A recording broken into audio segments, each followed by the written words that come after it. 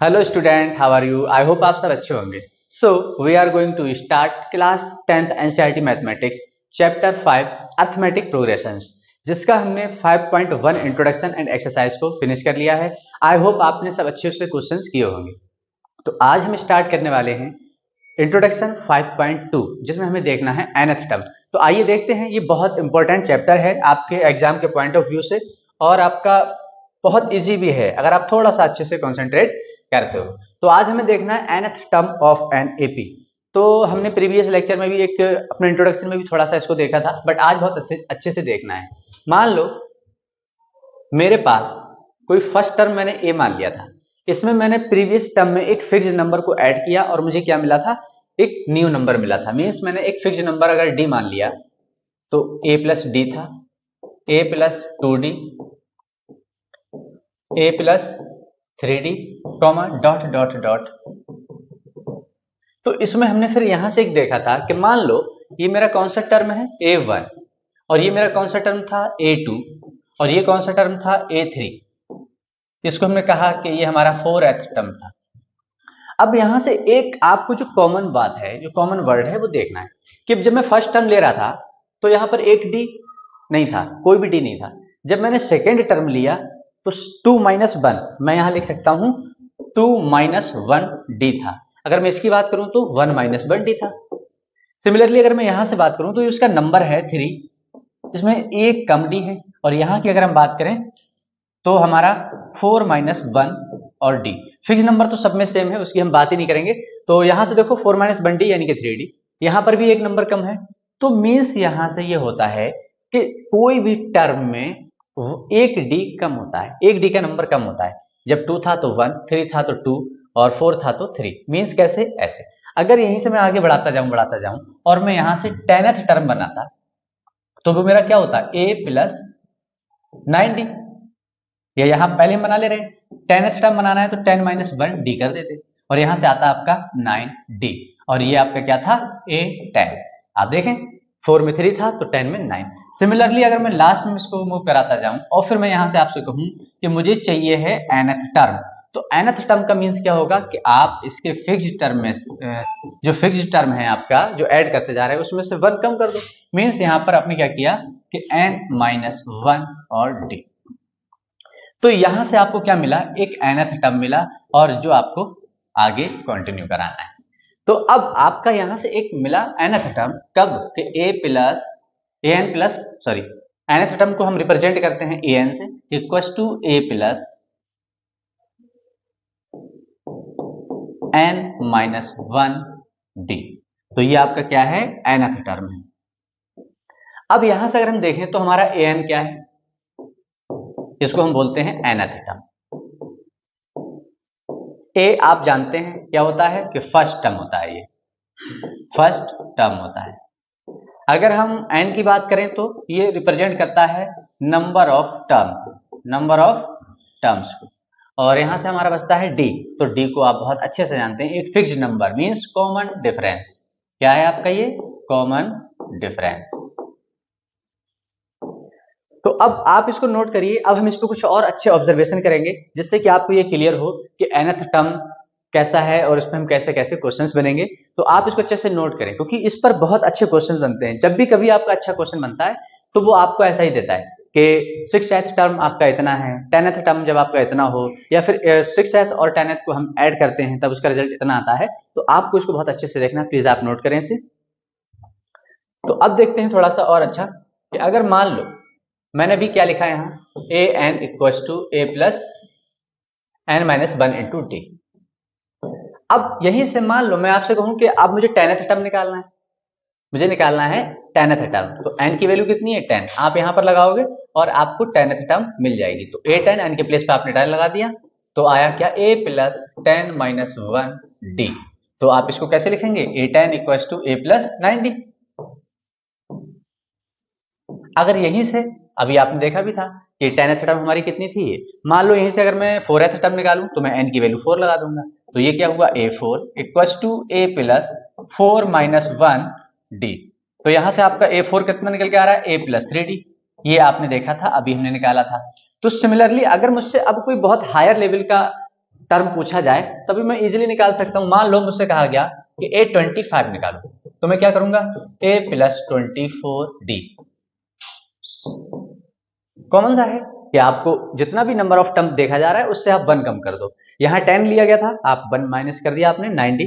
4 पूछा गया 3, आपको अगर 25 पूछा जा रहा है तो 24 कर देंगे। अगर आपसे यहाँ पर 52 पूछा जाए तो आप क्या लिखेंगे, A + 51D। अगर मैं आपसे कहूं कि AX बताओ, तो यहाँ पर nth टर्म कितना हो चुका है, x। हमें मतलब नहीं है, जब कांस्टेंट था तो कांस्टेंट से हमने कांस्टेंट को इजीली माइनस कर दिया था। अगर वेरिएबल होगा तो थोड़ी सी एक जनरल फॉर्म की तरह आएगा। तो ये कितना हो गया आपका x - 1 × d। अगर आपसे पूछा जाए ए m बताइए, आप mth टर्म बताओ, इसको हम क्या बोलेंगे, xth टर्म। इसको क्या बोलेंगे आप, 52th टर्म। और अगर आपसे पूछा जाए mth टर्म बताओ, तो आप mth के लिए क्या करोगे, a + m - 1 × d। ये आपकी mth टर्म हो गई। तो इस पर बेस्ड आप अब जितनी भी आपको कोई सी भी टर्म पूछी जाएगी, आप बहुत इजीली उसका आंसर कर सकते हो। तो आइए अब हम मूव करते हैं इसके कुछ अच्छे एग्जाम्पल पर और देखते हैं कि क्या क्या इसमें हम लोगों से कराया गया है। तो आप प्लीज इसे नोट कर लें। तो आपको पहला एग्जाम्पल दे रखा है, बहुत ही अच्छा है और हम देखते हैं इसे। इन्होंने कहा find the 10th term of the AP this this this. आपको एक एपी गिवन है जो कितना है, 2, 7, 12, डॉट डॉट डॉट, और आपको क्या निकालना है, 10th टर्म। जब भी एथ लगा हो, 9th हो, 10th हो, 25th हो, 50th हो, 100th हो, तो आप ये मान लेना कि ये आपसे ए के बारे में पूछा गया है, A10 पूछा गया है। अभी जैसा हमने निकाला था सिमिलर, बस वहां पर क्या था, हमारा सब वेरिएबल की फॉर्म में था क्योंकि हम एक स्टैंडर्ड फॉर्म में कन्वर्ट कर रहे थे या बना रहे थे। यहाँ पर आपको सब न्यूमेरिक वैल्यू दे रखी है तो आपको करना है। तो यहाँ पर हमें पता है कि फर्स्ट टर्म हमारा कितना है, 2। अगर यहीं से हम डी निकालें तो अब यहाँ से आपको डी चेक करने की जरूरत नहीं रही क्योंकि यहाँ पर एपी है। इन्होंने कहा find the 10th term of AP, पहले बोल दिया कि अब एपी है, अब आपको ये चेक नहीं करना है। तो अगर ये एपी है तो यहाँ पर कॉमन डिफरेंस सेम ही होगा, हमें निकालने की जरूरत नहीं है। और अगर आप निकालते भी हो तो वो सेम ही आएगा। तो यहाँ से आपको डी की वैल्यू मिली 5, चाहे आप यहाँ से निकालो तो 12 - 7 5 आ रहा है। आपको फर्स्ट टर्म पता है, डी पता है, अब आपको निकालना है 10th टर्म। तो आपने निकाला ए एन इक्वल टू आपको क्वेश्चन मार्क, तो ए एन का फॉर्मूला आपका कितना है, लगा दो, सॉरी। तो यहाँ पर एन की वैल्यू उन्होंने बता रखी है 10, तो आपका हुआ A10 equal to A + 9D।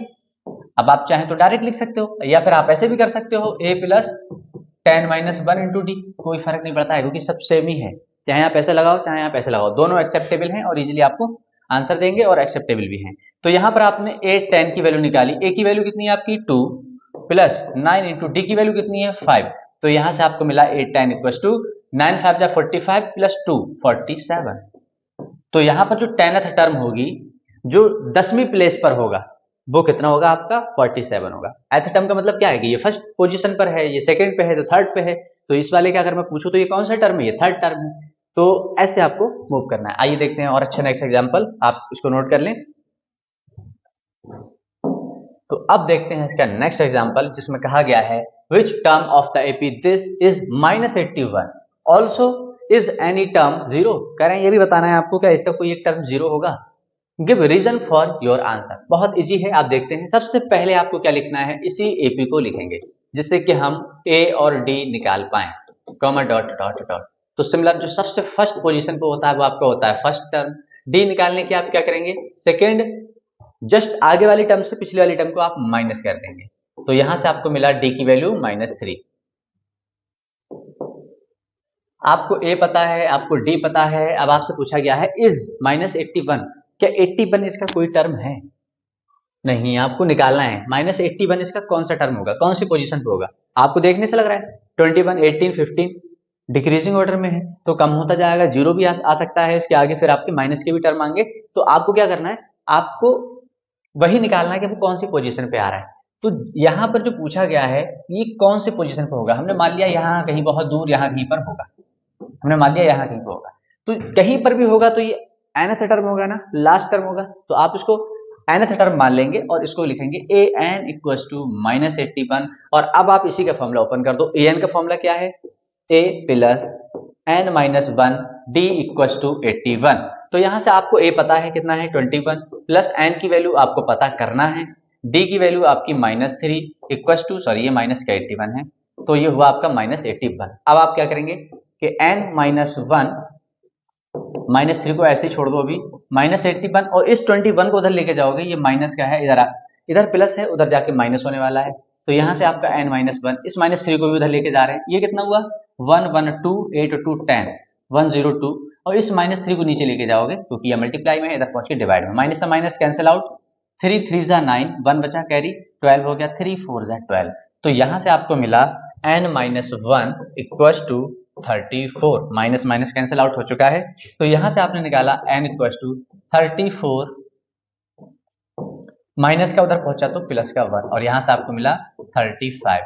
तो जो यहाँ पर आपको -81 दे रखा है, ये 35th टर्म पर होगा। एक बार चेक करते हैं हमने क्या किया कि a की वैल्यू पता थी, d की वैल्यू पता थी, आपको nth टर्म दे रखा है, दे नहीं रखा है, हम इसको लेट कर लेते हैं कि हमारा nth टर्म है, लास्ट पोजीशन पे है, तो इसकी वैल्यू में हमने सबकी वैल्यू को लगाते चले गए, और यहाँ से हमें क्या मिला 35। तो ये आपको बता रहा है कि जो आपका -81 है वो 35th टर्म पर होगा। अब आपको लग रहा है कि हम चेक भी करना है, तो आप यहाँ से चेक कर सकते हो, आप a35 निकाल के देख लो, तो क्या हो जाएगा ये a प्लस 34d, और a की वैल्यू कितनी है 21 प्लस 34 इंटू डी की वैल्यू -3। तो यहाँ से आप इसको निकालेंगे तो 21 प्लस माइनस माइनस 3 4 12 का 2 कैरी 1 और 3 3 9 1 10, और इसको आप जब माइनस करोगे तो कितना आ रहा है आपका 2 1 1 और 10 - 2 8, और वो भी माइनस के ज्यादा है।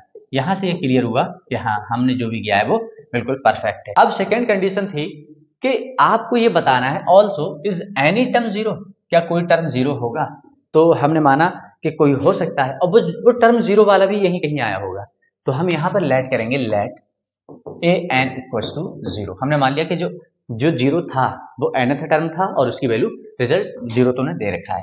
तो यहाँ पर अगर मैं ए एन का यहीं से फॉर्मूला लगा दूं तो क्या होगा a plus N minus 1 into d equals to 0। A की वैल्यू है 21 प्लस एन की वैल्यू हमें पता करना है, और डी की वैल्यू है -3 इक्वल्स टू 0।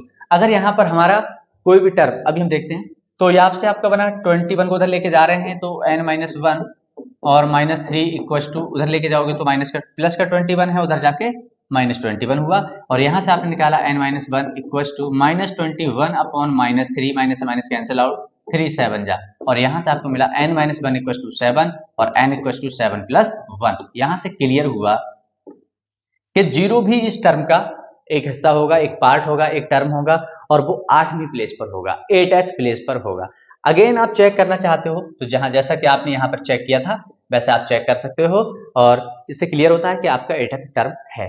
तो ऐसे आपको क्वेश्चंस पर मूव करना है, तो आप इसको नोट करिए, और अब हम मूव करते हैं इसके और अच्छे एग्जाम्पल पर। नेक्स्ट तो देखते हैं, determine the AP whose third term is 5 and 7th term is 9। इस टाइप के क्वेश्चंस के लिए अभी बात चल रही थी कि जो आपको डायरेक्ट फॉर्मूला याद रखना है कि a tan कितना होगा आपका a प्लस 9d, वो इस टाइप के क्वेश्चंस में अप्लाई होता है। तो बहुत अच्छे से देखना है हमें। इन्होंने दे रखा है डिटरमाइन द एपी, आपको एक एपी बताना है whose third term is 5 and 7th term is 9। तो अब यहाँ इन्होंने कहा थर्ड टर्म का मतलब कि a3 दे रखा है आपको कितना 5, और a7 की बात कर रहे हैं, 7th टर्म कितना है आपका a7 इक्वल्स टू 9। अब आपको क्या बनाना है एपी, तो देखते हैं। हमें अगर सेकेंड टर्म पता है तो सेकेंड टर्म को हम जानते हैं, कैसे लिख सकते हैं, जैसा कि अभी हमने देखा था हमारा स्टैंडर्ड फॉर्म क्या था कि सेकेंड टर्म था a plus D, 4th term था हमारा क्या a प्लस 3d, यहाँ पर बात कर रहे हैं 7th टर्म की, तो वो क्या हो जाएगा a प्लस 6d, एक नंबर कम कर दो d से वही होता है, और यहाँ पर आपका ये कितना हुआ a प्लस 2d, एक नंबर कम करना है आपको 2d इक्वल्स टू 5। अगर आप यहां से इसे इक्वेशन नंबर 1 और इसको इक्वेशन नंबर 2 मान लें, तो जो आपने pair of linear equation in two variable में देखा था ये एज इट इज वैसा ही आ चुका है। मींस यहां पर आप चाहे एलिमिनेशन मेथड अप्लाई कर सकते हो या सब्स्टिट्यूशन मेथड अप्लाई कर सकते हो। सबसे बेटर ऑप्शन यहां के लिए रहता है एलिमिनेशन मेथड, तो हम वही अप्लाई कर रहे हैं। फ्रॉम इक्वेशन 1 एंड 2 हमें कुछ नहीं करना है क्योंकि हमें पता है a हमारा दोनों तरफ सेम है, तो हमने लिखा है a plus 2d equals to 5, और इधर से हम लिखेंगे तो a plus 6d equals to 9। और अब हमें लग रहा है कि दोनों इक्वेशंस में a को हम एलिमिनेट करने वाले हैं और दोनों प्लस के हैं, नहीं कर सकते, तो हमने इसको क्या कर दिया सब्ट्रैक्ट, और सब्ट्रैक्ट क्या करता है इसको plus minus minus plus minus minus plus minus minus, जिसको सभी साइन प्लस है माइनस हो गए, ये कैंसिल आउट हुआ और यहाँ से आपको मिला माइनस का 4d, प्लस का 2d है, माइनस का 6d है, आपका मिला प्लस का 4d, यहाँ से आपका माइनस का 9 है और प्लस का 5, तो यहाँ से आपका कितना बचा माइनस का 4, तो यहाँ से आपको d की परफेक्ट वैल्यू मिली -4 से कैंसिल आउट और d इक्वल टू 1। यहाँ से एक बात क्लियर हो गई कि इस टर्म का यहाँ पर जो आपको एक दे रखा है एपी निकल के आएगी आपकी, उसका कॉमन डिफरेंस तो 1 है। आप इस 1 वैल्यू को किसी भी एक इक्वेशन में पुट कर दो तो आपको क्या मिलने वाला है, ए की वैल्यू। पुट इन इक्वेशन 1, मैंने मान लिया 1 में किया, तो 1 की वैल्यू डी की वैल्यू मुझे नहीं पता है, a प्लस 2 इंटू डी की वैल्यू 1 इक्वल टू 5 और यहाँ से हमें मिला a इक्वल टू 5 माइनस 2 और a इक्वल टू 3।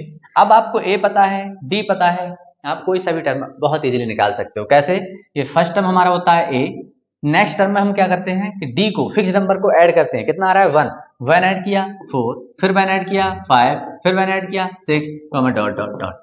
तो यहां से आपका ये क्या है आपका रिक्वायर्ड एपी, जो हमसे पूछा गया था वो ये हो गया। तो आप मूव से नोट करिए, मूव करते हैं हम अपने नेक्स्ट एग्जांपल पर।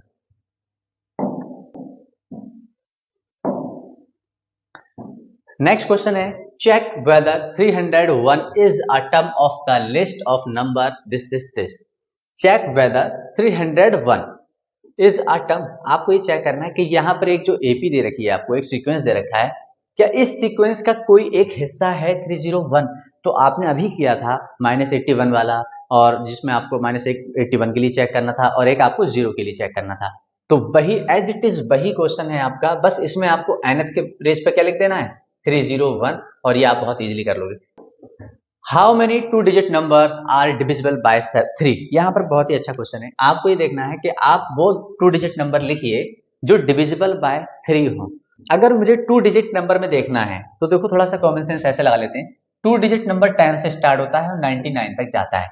अब आपको देखना है कि 3 से डिविजिबल ही नंबर चाहिए है, इससे कम नहीं चाहिए। तो यहाँ पर कुछ भी आप ऐसा लिखना कि इसमें या तो परफेक्टली कट रहा हो या फिर हमें कुछ ऐड करना होगा। यहाँ पर इस केस में यहाँ पर या तो परफेक्टली कट जाए या फिर आपको माइनस करना होगा। तो 3 3 जा 9, कितना रिमेनिंग बचता है पार्ट आपका 1 में कितना और ऐड करें कि 3 से कट जाए, 1 में अगर हम 2 लिख दें और तो 12 हो जाएगा, और 3 4 जा 12, मीन्स यहाँ पर आप प्लस कर दो कितना वही 2, तो आपका कितना हो गया 12। अब यहाँ से क्लियर है कि 12 आपका डिविजिबल है 3 से। सिमिलरली आप यहाँ से निकालोगी तो बहुत ईजी है, 3 बन जा, ये दोनों केसेस में कट रहा है, मीन्स 99 तो है। तो यहाँ से हमने लिखा कि फर्स्ट टर्म हमारी 12 हो गई, अब 3 3 ऐड करते चले जाओ, 15 हो गया आपका, 18 हो गया आपका, डॉट डॉट डॉट, और यहाँ से लास्ट टर्म आपको कितनी मिल रही है 99, क्योंकि आपने 100 लिखा तो वो 3 डिजिट हो जाएगी। देखो ये 100 कितना है 3 डिजिट है, 3 डिजिट नंबर है, तो इसको तो हम काउंट ही नहीं करेंगे। तो अब हम यहाँ से देखें तो a की वैल्यू कितनी है 12, d की वैल्यू निकालें तो हमारा फिक्स नंबर हम ऐड करके निकाल रहे हैं 3, तो आंसर 3 ही आना चाहिए, और हमारा nth टर्म लास्ट टर्म कितना है 99। तो अब हमें देखना है हाउ मेनी 2 डिजिट नंबर। अब आपको देखना यह है कि कितने नंबर्स होंगे जो 2 डिजिट हैं और डिविजिबल बाय 3 है। तो अब ऐसे हम इसको काउंट करें तो 12 होगा 15 होगा, ऐसे काउंट करने में बहुत टाइम लगने वाला है, बट एपी का मीन्स है कि आपको 1 मिनट के अंदर अंदर आंसर दे देगा। तो देखो कैसे, हमने nth टर्म का फॉर्मूला लगा दिया, तो क्या होता है formula a plus n minus 1 into D, और nth टर्म आपको जो दे रखा है वो कितना है 99, a कितना है 12 प्लस n आपको पता करना है, और d की वैल्यू कितनी है 3, तो आप इस 12 को इधर ले आओ, तो 99 minus 12 equals to n minus 1 into 3, तो यहाँ से आपको कितना मिला 9 माइनस 2 7 और 9 माइनस 1 8, और अगर इस 3 को भी इधर ले आए तो ये डिवाइड में आ जाएगा, और यहाँ से आपको मिला n माइनस 1, तो 3 से आपने कैंसिल आउट किया, 3 2 जा 6 2 27, 3 9 जा 27। तो अब आपको क्या मिल चुका है कि n माइनस 1 इक्वल टू 29, और n की वैल्यू आपको कितनी मिली 29 प्लस 1 मीन्स n की वैल्यू 30। यहाँ पर आपका नंबर ऑफ टर्म कितने होंगे 30 होंगे, 30 नंबर्स होंगे ऐसे जो 3 से डिविजिबल होंगे और 2 डिजिट होंगे। स्टूडेंट अब देखते हैं नेक्स्ट एग्जांपल नंबर 11। यहाँ पर बोला गया है find the 11th term from the last. ये बहुत अच्छे से देखना है आपको, इस बार स्टार्टिंग से नहीं निकालना है, इस बार लास्ट से निकालना है। जबकि आपको एक एपी गिवन है वो ये है, तो आपने सबसे पहले तो एपी को लिखा 10, 7, 4, डॉट डॉट डॉट -62। अब आपको ये पहले तो ये पता करना होगा कि लास्ट में ये टोटल कितना टर्म है। जब टोटल टर्म आपको मिल जाता है फिर आप लास्ट से 11th नंबर पे चेक कर लेंगे। तो यहाँ पर आपको ये चीजें पता करने के लिए आपको पता है कि ए की वैल्यू 10 गिवन है आपको, डी सेकंड माइनस फर्स्ट कर सकते हैं या एनी कोई भी सक्सीडिंग टर्म माइनस प्रीसीडिंग कर सकते हैं। तो डी की वैल्यू आपको मिली यहाँ से -3 और जो यहाँ पर आपको गिवन है ए एन की वैल्यू -62, हम इसको ए एन लेट कर लेंगे। अब हमें नहीं पता ना कि एन की वैल्यू क्या है, तो आप यहाँ से फॉर्मूला लगाएं a plus N minus one into d equal to -62। तो a की वैल्यू आपकी कितनी है 10 प्लस n की वैल्यू नहीं पता आपको -1 इंटू डी की वैल्यू आपकी -3 है। तो यहाँ से आपको मिला -3 times of n minus one equal to -62 और ये प्लस का उधर पहुंचने पे माइनस हुआ और यहाँ से आपको मिला n minus one equal to -72। इस मल्टीप्लाई को लेके जाओ उधर तो डिवाइड में माइनस से माइनस कैंसिल आउट, 3 2 जा 6 और 3 4 जा 12। तो यहाँ से आपको मिला n equal to 24 minus one को उधर ले जाओ +1। तो आपको यहाँ से एक बात तो क्लियर हुई कि नंबर ऑफ टर्म आपके 25 है। अब अगर नंबर ऑफ 25 टर्म्स हैं और उधर से आपको 11th टर्म चाहिए, मतलब 25 से पहले आपको माइनस कर देना होगा 10 टर्म्स। 10 टर्म आपने माइनस कर दिए और अब जो टर्म होगा आपको वो मिलने वाला है। तो 10 माइनस करने के बाद आपको जो मिलने वाला है 15th टर्म, तो वो इधर से कौन सा होगा 15th टर्म होगा। 25 माइनस 10 कर दो, मैंने जो 10th टर्म थे वो हटा दिए, अब कौन सा टर्म है ये 11th टर्म होगा। और 11th अगर ये टर्म है तो मुझे इधर से कितना मिल रहा है, टोटल थे 25 में से माइनस मैंने 10 कर दिया, आपको कितना मिला 15th टर्म। तो आपको निकालना क्या है A15। तो A15 का आपको फॉर्मूला पता है a प्लस 14d। ए की वैल्यू आपको पता है कितना है 10 गिवन है प्लस 14, डी की वैल्यू भी हमने निकाल रखी है -3। तो ये आपका आया 10 प्लस माइनस माइनस 14 3 42। तो आपको जो A15 मिल रहा है तो आ रहा है 32 माइनस का, और ये स्टार्टिंग से 15th टर्म है। बट अगर हम फ्रॉम एंड देखें तो 10 टर्म तो हमने हटा दिए हैं, अब हमें जो टर्म मिलने वाला है फ्रॉम लास्ट से 11th टर्म है। तो ऐसे आपको इसको सॉल्व करना है। तो आइए अब हम मूव करते हैं अपने नेक्स्ट एग्जांपल पर। बहुत अच्छा क्वेश्चन है यहाँ पर। A sum of ₹10,000 invested at 8% per annum simple interest per year दे रखा है यहाँ। Calculate the interest at the end of each year. इसको कैलकुलेट किया जाएगा एवरी ईयर के एंड में। तो do this interest from an AP, आपको बताना है कि जो इंटरेस्ट है वो एपी में होगा। If so find the interest at the end of 30 years making use of this fact. तो आइए हम देखते हैं। अगर मान लो मैंने सिंपल इंटरेस्ट निकाला ऐसा है, तो प्रिंसिपल कितना है मेरा 1000, फॉर्मूला क्या होता है PRT अपॉन 100। तो अगर हम निकालें यहाँ से P हमारा कितना है 1000, रेट कितना है 8%, टाइम कितना है 1 ईयर के एंड पे निकाल रहे हैं हम, अपॉन 100। तो ये इससे कैंसिल आउट होने के बाद आंसर कितना आ रहा है आपका 80। ये क्या है एंड फर्स्ट ईयर का सिंपल इंटरेस्ट है। अगर हम यहाँ से निकालें एंड ऑफ सेकेंड ईयर तो कितना होगा ऐसा यहाँ से, फिर वही आपका 1000 इंटू आर की वैल्यू कितनी है 8 इंटू टी की वैल्यू कितनी है 1/100, या फिर आप इसको 2 कर लो, आप सेकेंड ईयर के निकाल रहे हो आप। तो ये कितना हो गया, 2 जीरो से कैंसिल आउट करेंगे तो ये 8 हो जाए 16, ये कितना हो गया 16 जीरो बढ़ा दो 160। मीन्स आपको सिर्फ इंटरेस्ट निकालना है। तो हम क्या करते हैं, सबसे पहले हमारा जो फर्स्ट ईयर का एंड ऑफ 1 ईयर था वो कितना था 30, एंड ऑफ 2 ईयर कितना था 160, और एंड ऑफ 3 ईयर कितना हो जाएगा 24, यानी 240 comma dot dot dot dot. तो अब यहां से क्या देखना है कि हमने 8% के अकॉर्डिंग हमने 10,000 का सिंपल इंटरेस्ट निकाल रहे हैं और आपको 30 ईयर का निकालना है। आपको निकालना है interest at the end of each year, सबके हम निकाल के आ रहे हैं। Do this interest from an AP आपको देखना है। तो ये हमने अगर देखा तो इसमें से हमें सबसे पहले डी चेक करना होगा, क्या 160 माइनस 80 करने पर हमारा जितना आ रहा है क्या उतना 240 माइनस 160 करने पर आ रहा है। अगर ये आ रहा है तो हमारा एपी में होगा। ये कितना आ रहा है आपका 80 और इधर कितना आ रहा है आपका 80, तो आप बोलेंगे yes it is an AP, ये एपी में तो है। अब आपको देखना है कि एंड ऑफ 30 ईयर्स, तो एंड ऑफ 30 ईयर्स की अगर हम बात करें तो एन की वैल्यू यहाँ पे कितनी है 30 हो गई है। अब आपको देखना है क्या है, तो आप निकाल लो A N equals to A plus N minus 1 into D. तो ए एन यानी कि आपको एन के प्लेस पे क्या लगाना है 30, तो ए की वैल्यू कितनी है आपकी 80 प्लस एन 30, और 30 माइनस 1 करोगे तो आपका कितना आएगा -29 इंटू डी की वैल्यू कितनी है आपकी 80, जो आपने यहाँ निकाली है। तो यहाँ से आपको मिला A30 equals to 80 plus 29 into 8। तो अब आप इसकी मल्टीप्लाई करा दो, आंसर आपका आ चुका है। तो आपने क्या लिखा, A30 इक्वल्स टू 80 प्लस, पहले हम 0 की मल्टीप्लाई करेंगे तो 0 ही लिख दो। अब 8 9 जा 72 का 2 कैरी 7 और 8 2 जा 16 और 7 कितना होता है आपका 23। तो यहां से आपको मिला A30 इक्वल्स टू 2320 और 80 आपका 2400 रुपए। तो एंड ऑफ 30 ईयर्स पर जो आपका सिंपल इंटरेस्ट जाने वाला है वो कितना जाने वाला है, 2400 रुपीज। तो ये आपका एपी में भी था और आपका इसकी वैल्यू भी आ चुकी है।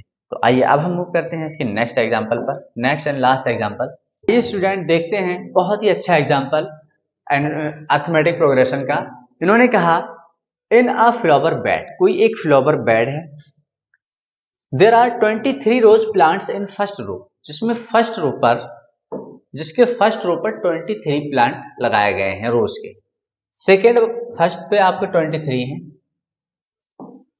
सेकेंड वाली पे आपने 21 प्लांटेड किए गए हैं और थर्ड वाली में कितने 19 लगाए गए हैं और इसी के अकॉर्डिंग आगे किए गए हैं। There are 5 rose plants on the last row, कोई एक लास्ट रो थी जहां पर 5 ही प्लांट रोज हमें लगाए हैं।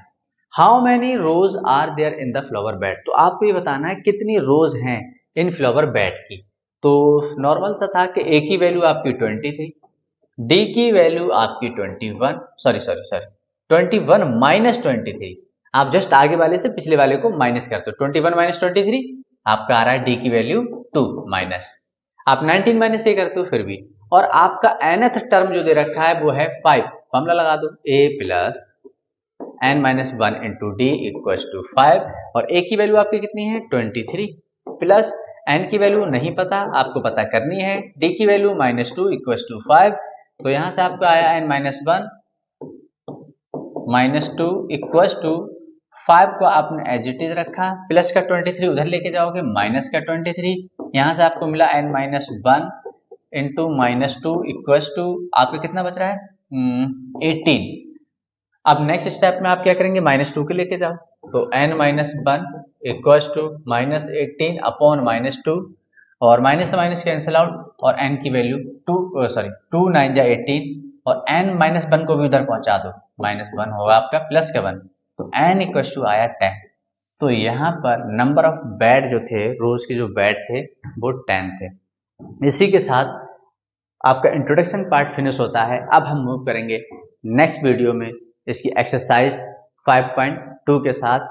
अगर वीडियो आपको अच्छी लगी हो तो please like share and subscribe करें और बेल आइकन को प्रेस करना ना भूलें, जिससे कि हर एक न्यू वीडियो का नोटिफिकेशन आप तक सबसे पहले पहुंचे। Thank you.